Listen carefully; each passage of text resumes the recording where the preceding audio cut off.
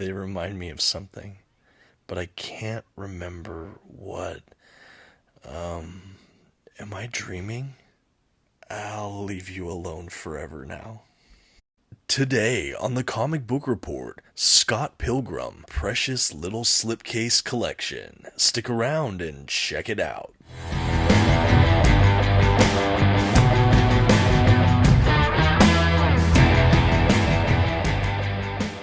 Greetings everyone, my name is Dominic and today you're tuning in to the Comic Book Report, where we review comic books and graphic novels so you can get an idea of what to read. And today I'm really excited to talk to all of you about Scott Pilgrim. Now this is a franchise or property I've been aware of. I remember the huge buzz that was around the movie when it came out. I knew it was based on graphic novels, but this was really my first experience with those graphic novels themselves. In fact, I still haven't seen more than a few minutes of the movie, so I went in fairly blank slate to this whole franchise. So imagine my excitement and gratitude when Oni Press saw fit to give me a review copy of this whole box set. This includes all 6 volumes in black and white paperbacks of the entire series. In this video, we'll go over the build of these books, we'll take a look at the collection, what came with it, we'll flip through the collections, I'll comment on plot points and my thoughts on just the collection in general.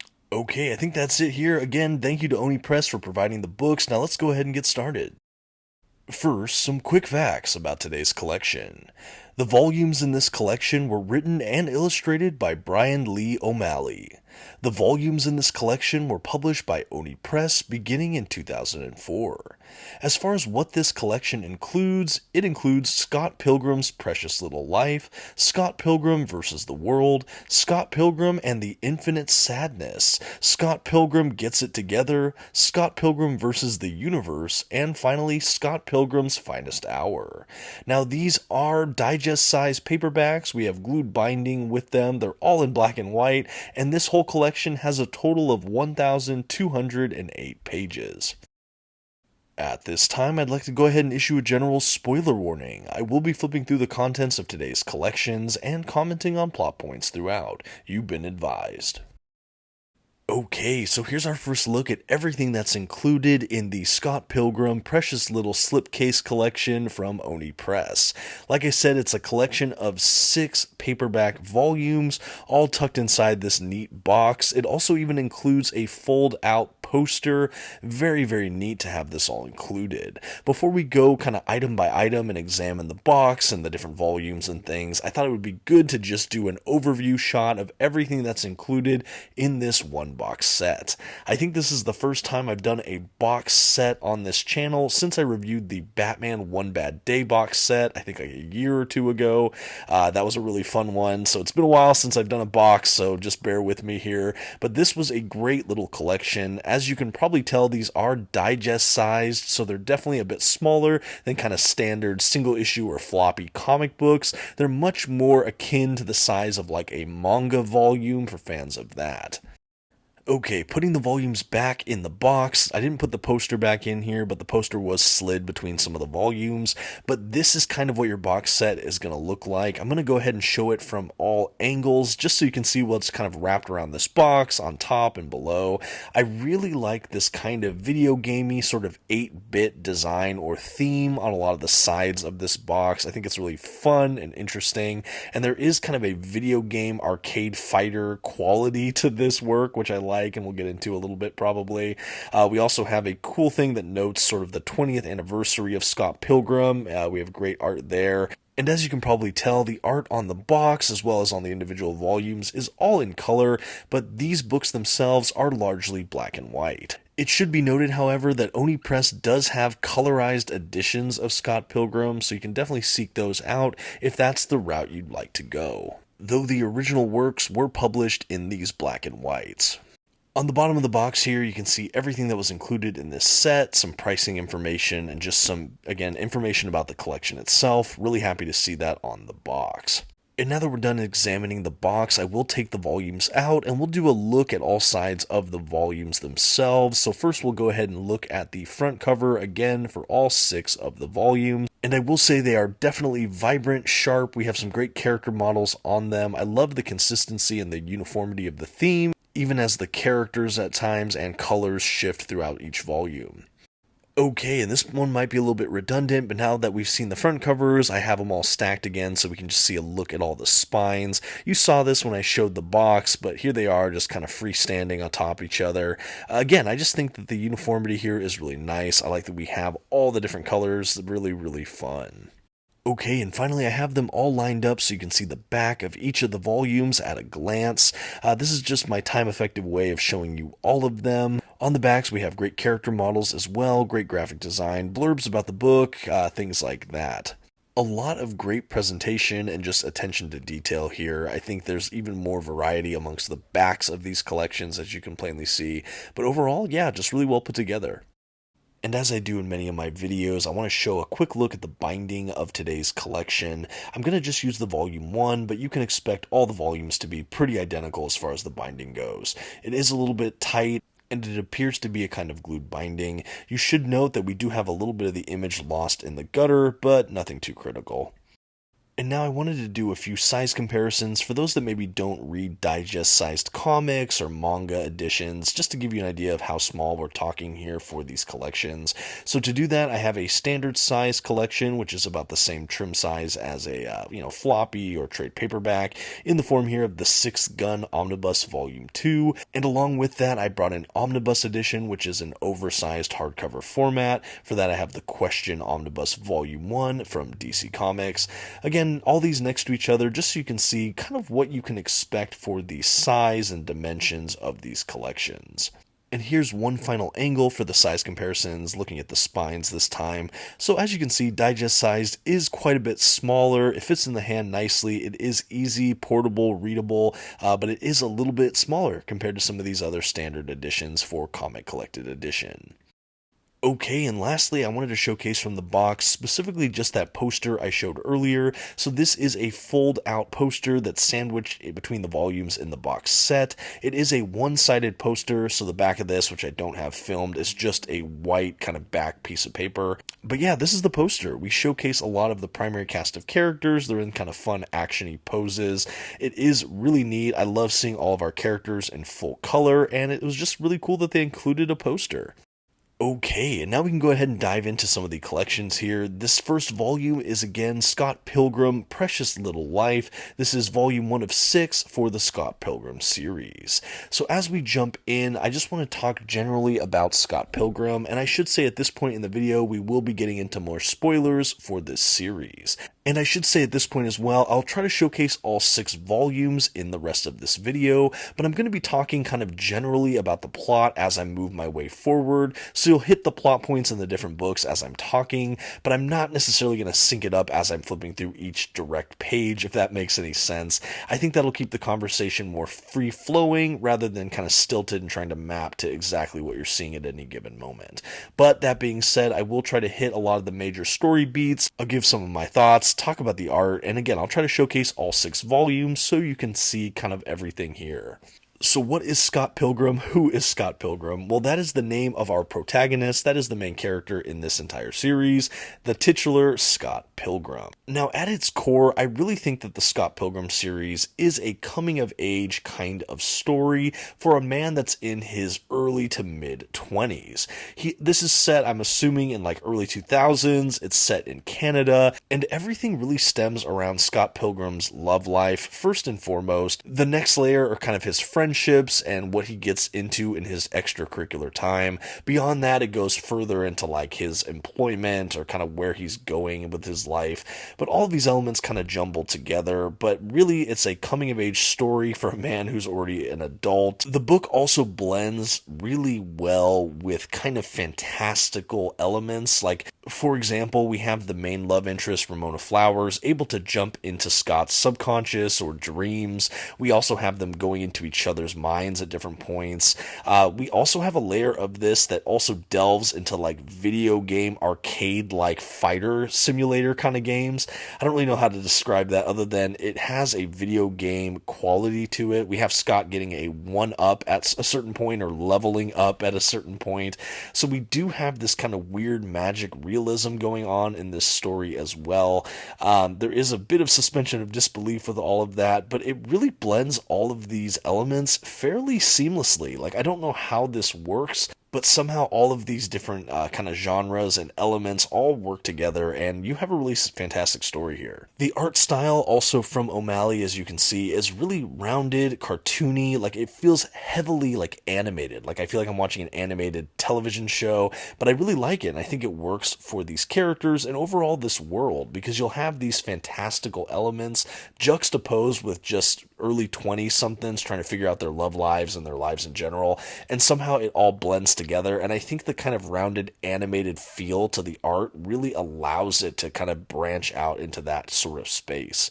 Okay, I think I've given enough of kind of generals about this series. Let's go ahead and start to talk more specifically about the story. So the whole book begins during kind of a band practice for Scott Pilgrim's band, Sex Bob-omb. Basically, they're kind of a going nowhere sort of band made up of kind of loose friends in this kind of Canadian suburb. And we basically have all of the members of the band accuse or kind of confront Scott for dating a high schooler or a teenager. We find out that even though he's like 23 when this story starts or something like that, he's dating a 17-year-old girl named Knives Chow, and that's kind of how this story starts. Everyone's kind of giving him a hard time. You're dating kind of an underage girl. What are you doing? The girl becomes really infatuated and ultimately obsessed with Scott Pilgrim for much of this series, and you definitely feel even more of her immaturity compared to these, like, young adults. But it's a really interesting dynamic that immediately put me off a little bit from the storyline. I didn't really know where we were going from here. I really hoped that that wasn't the main love interest for this series, and rest assured it's not. She's coming later. But that's really how the series starts. We basically have this band practice, the friends kind of making fun of Scott Pilgrim for dating this young girl, and we kind of get introduced to this character who he feels almost like a man-child, or someone that's really not maturing in the way that maybe he ought to as a young 20-something, going and dating a high school girl, being in this band, and really having no prospects for what he's doing with his life other than, trying to be in this band and try to figure out where he's going in relationship. His parents are revealed to kind of be gallivanting out of country for most of the series too. He's largely unemployed for most of the series. In fact, he's often broke, and he's kind of living off the charity of his friends, including his roommate, Wallace Wells. They're so poor that they actually share a bed in their apartment. And they have, again, the other band members, like a character named Stephen Stills, who's kind of a mess as well, trying to figure out his life and trying to go more musically with his life, and their band's really not getting anywhere. We have Kim Pine. She's the drummer for Sex Bob-omb, their band, and this was actually one of Scott's old girlfriends who just kind of became sort of a platonic friend. We are introduced to Scott's sister, Stacy Pilgrim, earlier on as well. She's like a barista that pops in and out of the series. Young Neil, that's another character who's in the band and ultimately gets embroiled in some of the relationship change-ups throughout the series. But really, things pick up when he first encounters Ramona Flowers. She's this woman that he first sees in her dreams, kind of roller skating by. We find out that she's kind of a courier or delivery woman for Amazon, and she's moved from the States to Canada, kind of starting over, and she is sort of Scott's dream girl. She's mysterious, enigmatic, charismatic, kind of a hipster and fun, and Scott is absolutely captivated by her. He doesn't bother immediately breaking up with his girlfriend, the aforementioned Knives Chow, and he starts to fixate on Ramona and ultimately gets kind of taken by her. They mingle further at parties, and ultimately he kind of asks her out. He comes off as a little bit of a creep in this way. Again, how he's handling relationships already, kind of juggling both of these girls, is just kind of, again, it put a weird taste in my mouth for this character right from the jump, but somehow he's still kind of likable. Again, I don't know how the creator did this, but you always feel like you're rooting for Scott Pilgrim, even when you're kind of groaning at some of his life choices.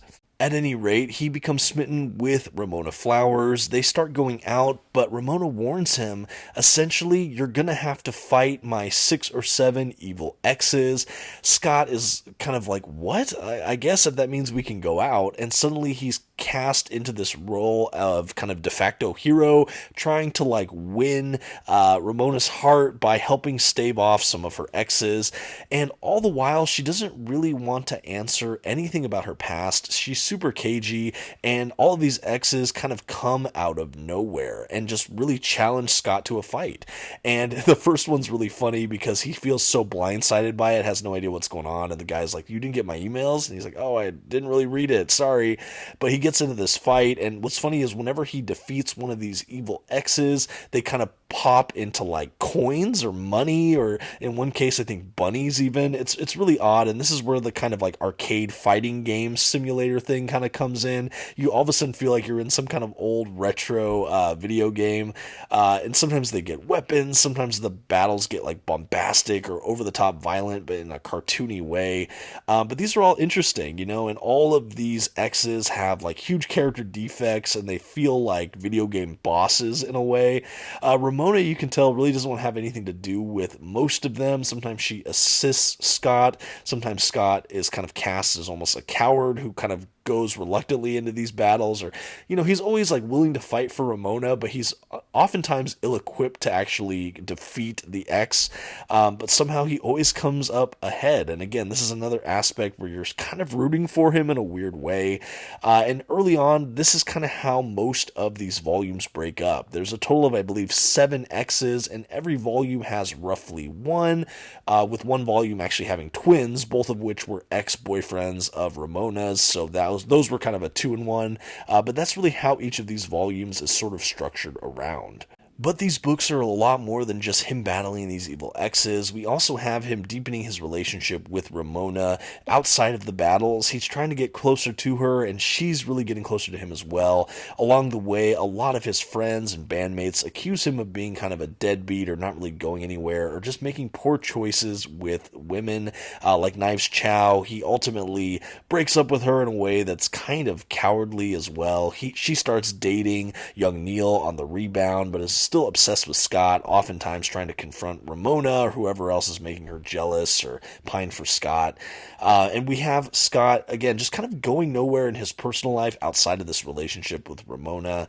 At one point, he picks up a job as sort of a barista or at some kind of like fast food restaurant with one of his buddies, but really he's kind of just trying to get his footing. There's also this weird quality with Scott Pilgrim where he's almost trying to be this white knight, and you get this feeling like he glosses over the character growth moments for himself that he really should be reflecting on and trying to mature with. And that makes him a little bit frustrating as a character because you almost feel like he's doing these video game-like adventures, but he's not really deepening as a person for most of this. We also have a lot of the relationships around him or in his orbit kind of come into conflict at different points. We have other members of his crew kind of getting together, breaking up, trying to find their own way. There's also insinuations throughout this that Scott himself was maybe not always the best boyfriend or is kind of oblivious to other people's like feelings, or I don't know, like he's a little self-centered in a lot of ways. We also have the mystery of who is Ramona, what's really going on with her, how well do we really know her, why does she have so many crazy evil exes, and Scott is again kind of oblivious to this. As we go further and further into the series though, as a reader first time through this, I really felt like Scott and Ramona were actually really equally kind of paired or yoked for each other in the way that they're both kind of irresponsible in love, and they don't take a lot of personal accountability, and they're oftentimes kind of flippant or oblivious, and yet they are infatuated and kind of, well, ultimately in love with each other. Taking a pause at the plot of this, I did want to speak to something else about this series that I really liked, which was that I felt like more of a hipster or kind of a punk rock cool kid reading this finally. It makes you feel like you're accepted into the kind of alternative, cool social group. If that was maybe not a group you were associated with in your own life, I felt like I was initiated into that group reading this comic. I don't know if it's the vernacular they use or kind of the idiosyncrasies we see with a lot of the characters or kind of the culture at the time, but you really feel like you're in this kind of weird bubble, time capsule, moment in time and place. Even the way that this friend group speaks to one another, they just have their own way of kind of going through discussions or how they relate to each other in the world, and you get plugged right into that. You really get immersed in their own little world, this little slice of Canada, and I like that. I don't really even know how the writer achieved this, but you really feel like you're almost one of the gang, and you just get so embedded in their world. And I really think that that's a masterstroke for this work as a whole. I think that's one of the biggest standouts for me, and it's always fun to kind of be a hipster here and there. Okay, and back to the plot. So basically, as we go through this series, Scott and Ramona's relationship only continues to deepen. We have him fending off other evil exes. We have the twins, like I mentioned earlier, that build robots. I think that happens in volume 5, if I'm not mistaken. We have one evil ex actually be a girlfriend of Ramona's from college, who really is belittling to Scott in a way that made me laugh a couple times. We have more usage of the kind of subspace where they go into each other's heads or kind of traverse distances through this kind of other fantastical gateway or realm. Again, I think that this was a really fun facet of this series. It made it feel a little bit surreal and magical in a way. So elements like that were always fun. I think also getting to see Ramona, sort of her insecurities or her areas of growth or shortcomings becoming more and more relevant or on display, I thought was really interesting. I think the further I went into this, the more I'm rooting for a lot of these characters, and yet I'm also more aware of a lot of their frailty or flaws or really, really layered kind of past in some ways. But anyway, we have them deepening their relationship, but things are starting to come to a head. Like, we have mentions and little pop-ups of a character named Gideon, who Ramona's very cagey about, very doesn't want to discuss it, and Scott assumes this is one of her evil exes, but she really doesn't want to speak much about it. We also have more kind of insinuation that Scott was not a really careful person with the people he dated in the past, just not really attentive to their needs or feelings. Even his friend Kim, who he dated briefly in high school, there's moments where I'm like, does she still have feelings for Scott? And is she just really upset with how Scott treats women and people in his life in a lot of ways? And even Knives Chow and how her whole life is kind of just completely fixated on Scott for a lot of this series in a way that's not healthy. We have another handful of characters that are introduced outside of the evil exes. Like, we have some of Scott's exes, like Envy, who becomes this huge, super big pop star, and this was like a big love of Scott's life, who kind of got away at one point. We have another girl, I think from high school or early college, that it was kind of like a weird circumstance thing where he was never able to get close to her, but now she's back in his life, and he's with Ramona, but it's kind of flirting with this girl. And again, there's a lot of weird complications here, but this is where I really, again, began to see how careless Scott was, or how he just wasn't really a good man with how he treated a lot of these women. And you get to see kind of that with his naivete, and yet again, I don't know how it all washes out where you're still rooting for him, but that's still kind of the feeling you get reading this, which is also a kind of creative thing by the creator here. Anyway, my plot synopsis, I am playing kind of fast and loose with it. Of course, there's so much more detail in it as you read the volumes for yourself. I cannot overstate how much this also has a slice of life comic book feel. It almost feels, I wouldn't say like biographical, but it's very much kind of the ins and outs of just the lifestyle of this group of young 20-somethings in Canada. And I like that too. There's so many subtle, small moments, like them making dinner, or them going out, or them just kind of chatting with their friends, or band practice, or like little micro dramas, or big scale relationship crumbling kind of disaster moments. And you juxtapose that with all of these kind of larger than life video game like fight sequences, and it just really packs a punch. You cover so much ground here. Music is also a huge layer and kind of common motif throughout this as well, between their band, Envy, one of his ex-girlfriends, again, band, and just so many other local bands going on. Music is just kind of a common thing throughout this as well, a good undercurrent for the whole series. But yeah, as we begin to mature the series here, we ultimately have things between Ramona and Scott kind of break down. She ultimately leaves him, and we find out that Gideon is a character who is one of her exes that she never quite got over, and still maybe has a foothold or into her life. And that really leads us into the final volume, where Scott has kind of been dumped by Ramona because she just ran away and left him with no real explanation. He really bottoms out in his life. in a full breakup phase. He tries to rebound with basically every ex-girlfriend or almost girlfriend he had throughout the whole series in a really horrible kind of montage of just failure and sliminess. And we have him really not amounting to much. He ultimately is playing video games, and everyone's kind of like, you need to move on or figure yourself out. And he really does kind of hit bottom before ultimately having to defend himself against the final evil ex, Gideon. And he's not really even sure what he's fighting for anymore. Ramona is gone, and yet here he is thrust into battle.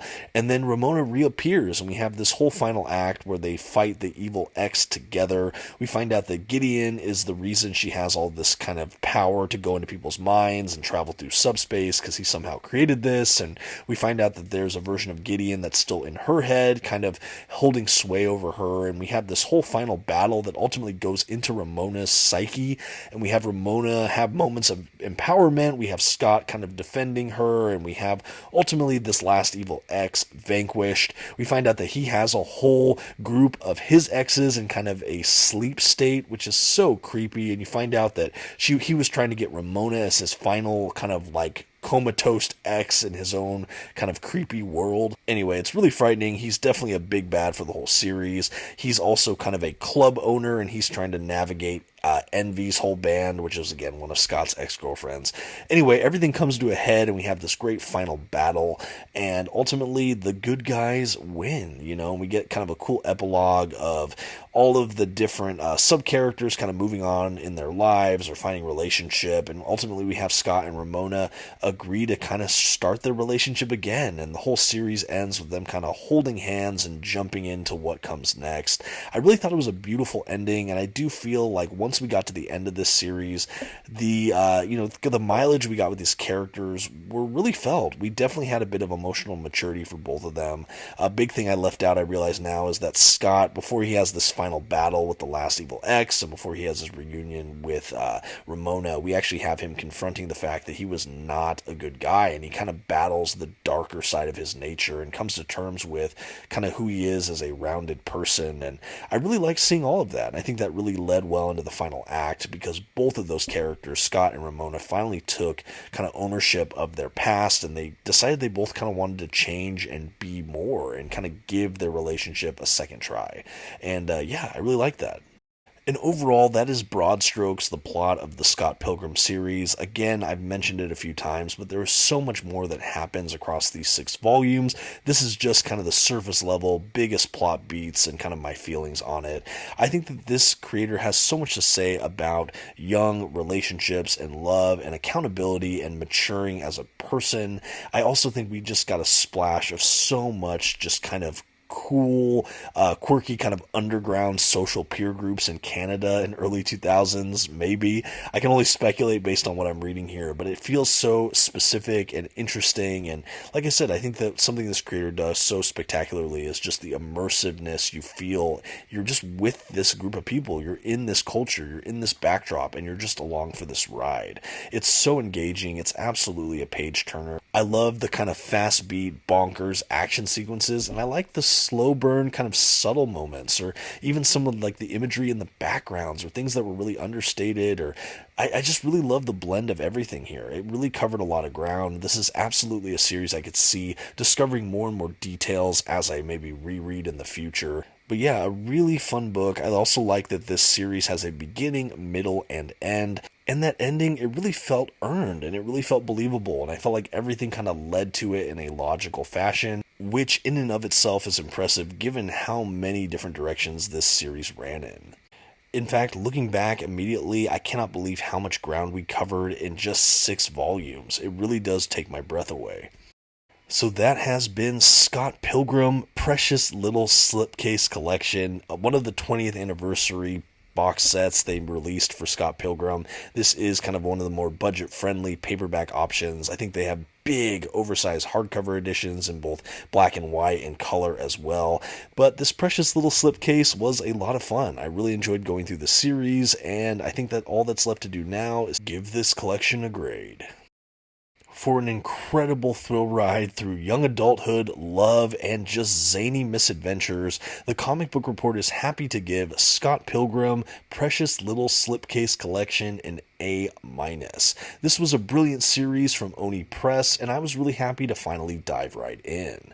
To have this series in its original black and white was a treat, though I suspect reading it in full color is also very, very fun. I enjoyed getting invested in the lives of all of this cast of characters. Even if I didn't agree with a lot of their life choices, I felt myself pulled and drawn into all of their conflicts, trials, ups and downs, and also the battles with all of the evil exes, just really fun. The art throughout was gorgeous, and I really liked how self-aware this series seemed to be. I know for me, this will not be one I forget anytime soon. What do you think, though, of Scott Pilgrim? Do you enjoy these graphic novels? Have you seen the movie or the animated series? I'd love to hear your thoughts on all of that in the comments. A huge thank you again to Oni Press, and until next time, this has been the Comic Book Report. Please don't forget to give this video a like, that comment we talked about, and maybe share the video with a friend. Thanks everyone, and have a good one.